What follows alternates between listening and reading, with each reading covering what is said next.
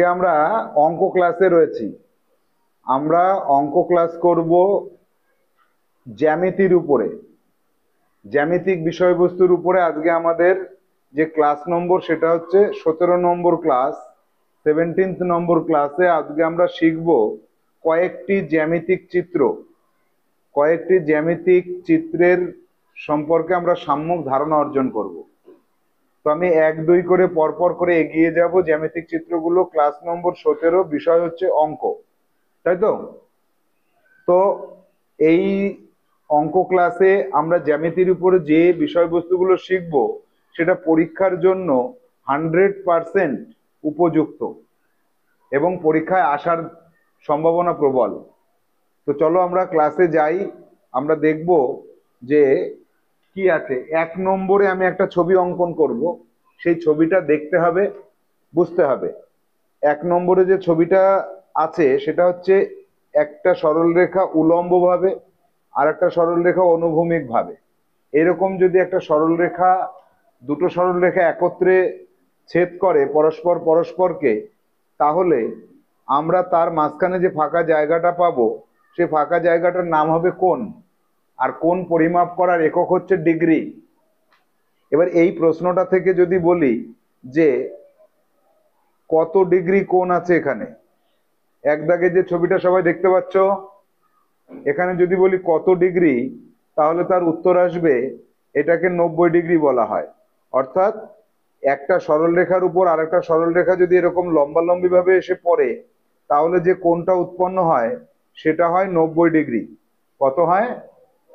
90 degree কোণ উৎপন্ন হয়। আর এই 90 ডিগ্রি কোণ, এই কোণটার একটা বিশেষ নাম আছে। এই বিশেষ নামটার নাম কি? এর নামটা হচ্ছে সমকোণ। কি বলা হয়? সমকোণ বলা হয়। এই সমকোণের মান কত? তাহলে প্রশ্ন যদি আরেকটা করা হয় যে সমকোণের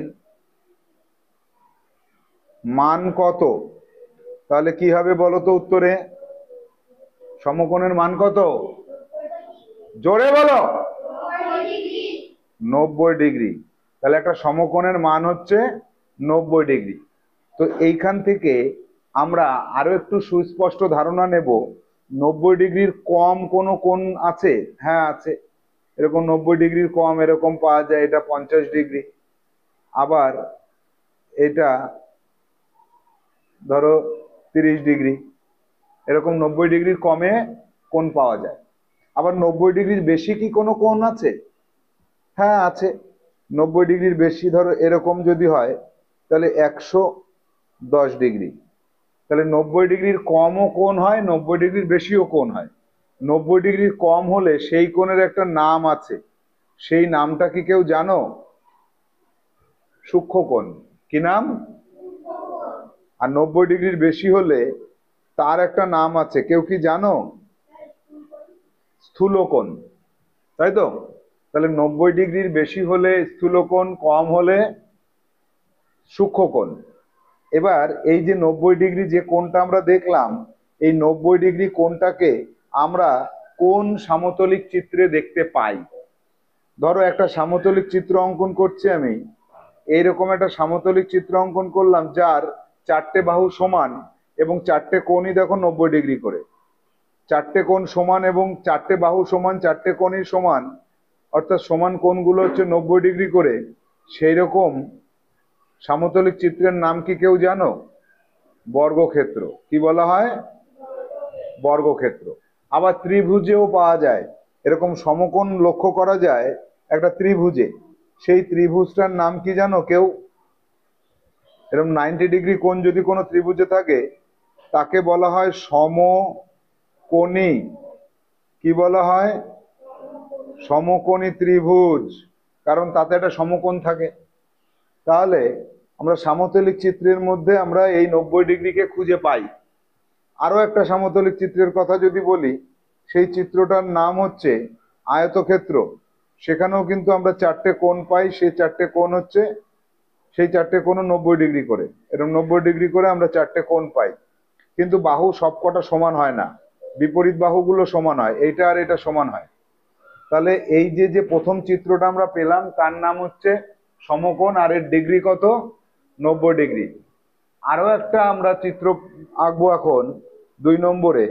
এরকম একটা সরল রেখার উপরে এই বিন্দু, এই বিন্দুটা থাকাতে কি হলো, সরল রেখার উপরে যে দাগটা টানা হয়েছিল সেই দাগটা আস্তে আস্তে সরতে সরতে সরতে সরতে এইটার উপরে এসে যদি পড়ে, তাহলে যে পুরো কোণটা উৎপন্ন হয় তার মানটা হয় 180 ডিগ্রি। কি হয়? 180। 90 আর 90 180। তাহলে এরকম যদি দাগ টানা হতো, এটা হতো 90 আর বাকিটা হতো 90, তাহলে 90 আর 90 মিলে কত হয়? 180 হয়। তাহলে 180 ডিগ্রি কোণ আমরা যেটা পেলাম, এই কোণের একটা নাম আছে। এর নাম কি কেউ বলতে পারবে? এর নাম হচ্ছে সরল কোণ। এর নাম কি? সরল কোণ। তাহলে 180 ডিগ্রি কোণকে কি বলা হয়? সরল কোণ বলা হয়। কি বলা হয়? সরল কোণ। এবার যাব আরো একটা চিত্র দেখব। এরকম একটা এই বিন্দু, এই বিন্দুর উপরে যদি এরকম দুটো সরলরেখা টানা হয়, তাহলে এই 90 ডিগ্রি, এই 90 ডিগ্রি, এই 90 ডিগ্রি, এই 90 ডিগ্রি, চারটে 90 ডিগ্রি মিলিয়ে কত হয় জানো কেউ? 360 ডিগ্রি হয়। 4 নং 36, 360 ডিগ্রি, তাই না? এই কোণটার নাম আমি আগে একদিন ক্লাসে বুঝিয়ে দিয়েছিলাম, বলো তো কি? এই পুরো কোণটার নাম 360 ডিগ্রি যে কোণ, তাকে কি কোণ বলা হয়? পূর্ণ বৃত্ত কোণ বলা হয়। কি বলা হয়? পূর্ণবৃত্ত কোণ। জানো না এটা বলা হয়নি? পূর্ণবৃত্ত। এই যে 360 ডিগ্রি, অর্থাৎ এখান থেকে শুরু করে আবার ঘুরে এই পর্যন্ত আসতে হবে, তাহলে এই পুরো কোণটা হবে 360 ডিগ্রি। এরপরে আসবো আমরা, এরপরে আসবো একটা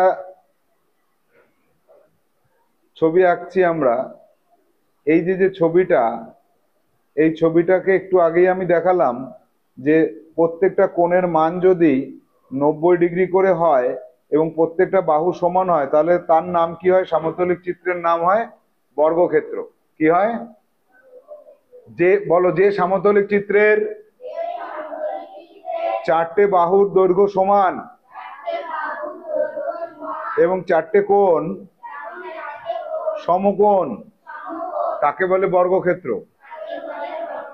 এরকম বর্গক্ষেত্রের মতন 6খানা প্লেট একসাথে কেটে আমরা যদি একটা ঘনবস্তু তৈরি করি, অর্থাৎ যাকে হাত দিয়ে ধরা যায়, তাহলে সেইটার একটা বিশেষ আকৃতি আসবে, যেটা আমরা সমতলের উপরে তো আঁকা সম্ভব হয় না।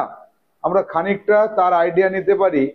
সেটাকে দেখতে এরকম হবে, যার প্রত্যেকটা ধার বর্গক্ষেত্র হবে এবং বর্গক্ষেত্রের এই প্রত্যেকটা ধার দেখো বর্গাকার হবে, এবং এই বর্গাকার প্রত্যেকটা ধারকে যদি আমরা যোগ করি, তাহলে আমরা কয়টা ধার পাবো? আমরা পাবো মোট 6খানা ধার পাবো। উপরে একটা পাবো, নিচে একটা পাবো, সামনে একটা পাবো, পেছনে একটা পাবো, এই পাশে ডান পাশে, বাঁ পাশে একটা, ডান পাশে একটা। তাহলে মোট কয়টা কয়টা বর্গাকার এরকম বাহু দরকার? এরকম বর্গাকার আমরা এইরকম বর্গাকার 6খানা প্লেট একসাথে যুক্ত করলে যে ঘনবস্তুটা পাই, তার ক্ষেত্রে কোন জিনিসটা মানে লক্ষ্য করা যায় সেটা কি জানো? তার ক্ষেত্রে প্রত্যেকটা পাশ সমান হয়। যদি বর্গাকার, এরকম বর্গাকার যদি 6টা জিনিসকে একসাথে জোড়া দিই, তাহলে প্রত্যেকটা পাশ কি হয়? সমান হয়। প্রত্যেকটা বাহু সমান হয়। এই যে বাহুগুলো প্রত্যেকটা, এইগুলো সমান হয়। প্রত্যেকটা বাহুর দৈর্ঘ্য সমান হবে, প্রত্যেকটা কোণ 90 ডিগ্রি হবে এবং প্রত্যেকটা তলের পরিমাপ সমান হবে, ক্ষেত্রফল সমান হবে, পরিসীমাও সমান হবে, তাই তো? অর্থাৎ চারিদিকে সমান। চারিদিক তো বলা যাবে না, 6 দিক। তাহলে 6 দিকে সমান যদি কোনো বস্তু আমরা পাই, তাকে কি বলবো? তার নাম হবে ঘনক। তার নাম কি হবে? ঘনক। বলো, 6 দিকে সমান কোনো ঘনবস্তু পেলে তার নাম কি? ঘনক। আবার বলো, 6 দিকে সমান ঘনবস্তুর নাম কি? ঘনক। আর এই ঘনকের ক্ষেত্রে কি কি পাওয়া যায়? 1 নম্বর বৈশিষ্ট্য হচ্ছে 6টি বাহু সমান। 6টি বাহু কি হবে? সমান হবে। 2 দাগে পাবো 6টি তল। 6টি তল সমান হবে। 6টি তল কেমন হবে? সমান হবে। আর কি পাবো?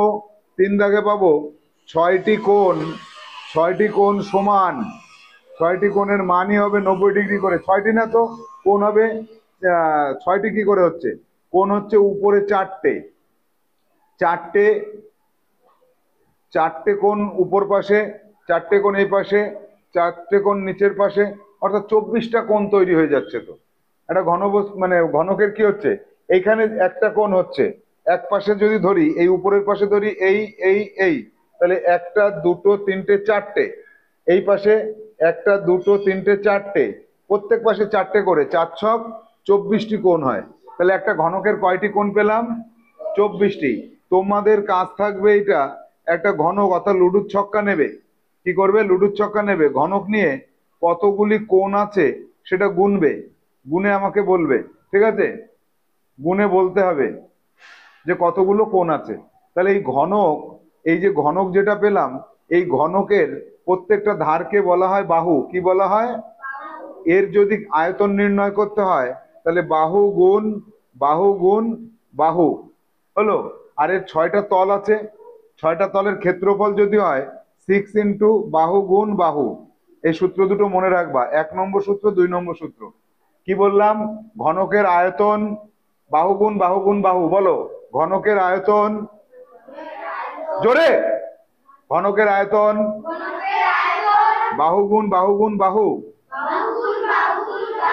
ঘনকের সমগ্র তলের ক্ষেত্রফল, ঘনকের সমগ্র তলের ক্ষেত্রফল, সমগ্র তলের ক্ষেত্রফল 6 ইন্টু বাহু স্কয়ার। হয়ে গেল। এরপরে যে চিত্রটা, এই ঘনকটাকে যদি একটু বাড়িয়ে দেওয়া যায় তাহলে যে চিত্র হয়, যেমন আয়তক্ষেত্র, একটা পাশ আয়তকার, এরকম যদি কোনো চিত্র আমরা পাই তাহলে তার নাম হয়ে যাবে আয়ত ঘনক। কি হবে? এক্ষেত্রে সব পাশ তো সমান না, একটা পাশকে বলবো দৈর্ঘ্য, একটা পাশ হবে দৈর্ঘ্য, একটা পাশ হবে প্রস্থ, আর একটা পাশ হবে উচ্চতা। এর আয়তন হবে দৈর্ঘ্য গুণ প্রস্থ গুণ উচ্চতা, এর আয়তন। ঠিক আছে? সমগ্র তলটার দরকার নেই এখন। তাহলে এই যা ক্লাসে আমরা শিখলাম এগুলো পরীক্ষার জন্য 100% ইম্পর্টেন্ট। তোমরা প্রস্তুত হয়ে আসবে। ঠিক আছে? পুরোটাই তোমাদের সিডব্লিউ থাকবে, ক্লাসে যা দেখবে সেটা খাতায় করবে। এরপরে এইচডব্লিউ আমি পরে দেবো। আজকের ক্লাস এখানে শেষ করছি।